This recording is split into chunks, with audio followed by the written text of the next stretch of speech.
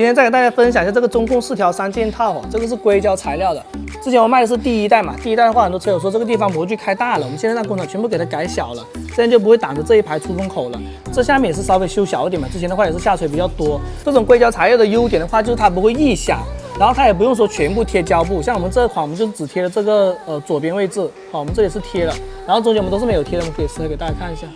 对吧？它也是这种3M胶布，像这种不用贴那么胶布的话，它就相对对我们这个原车的饰板伤害没有那么大。我们可以看到那个原车的木饰条是会被粘起来掉一点嘛，如果说贴胶布贴太多的话，像这种硅胶的话就不用贴那么多。 然后它有一个小缺点嘛，就是它这个缝隙还是多少会有一点的，因为每个车它有公差嘛，我们一般都是愈短不愈长，就是都会留一点小缝隙嘛。这样万一有一些车它这个木饰条短一点的话，它也不会说顶着，如果长的话顶着就不好看嘛。像短一点的话，我们可以稍微拉一下，这个也是软的，而且这个木饰条的缝隙在这个后面其实本身也不影响，也看不到。然后我们也可以跟这个 ABS 款式做一个对比嘛。优缺点的话，就这种 ABS 的话，它是更加接近原车的效果，但是 ABS 的话就一定要把这个胶布全部给粘牢固，不粘牢固的话就会容易有异响。硅胶的话呢就不会有异响。 如果说你不拆的话，其实你买这个 ABS 会更加接近原车效果。如果说你考虑到以后自己可能不喜欢，想要换的话，又不想删这个原车的木饰条，那么你就可能买这个硅胶的好一点了。硅胶的话，它就不用贴那么多胶布，也是可以牢固的。但是硅胶的效果就没有这个 ABS 那么接近原车的效果嘛。最后就是之前车友如果说买的这种硅胶的，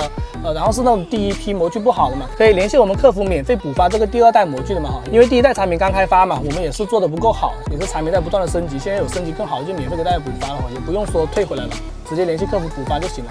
因为这个新款的不会挡这个出风口，还是比较好一点嘛。简单给大家分享一下了。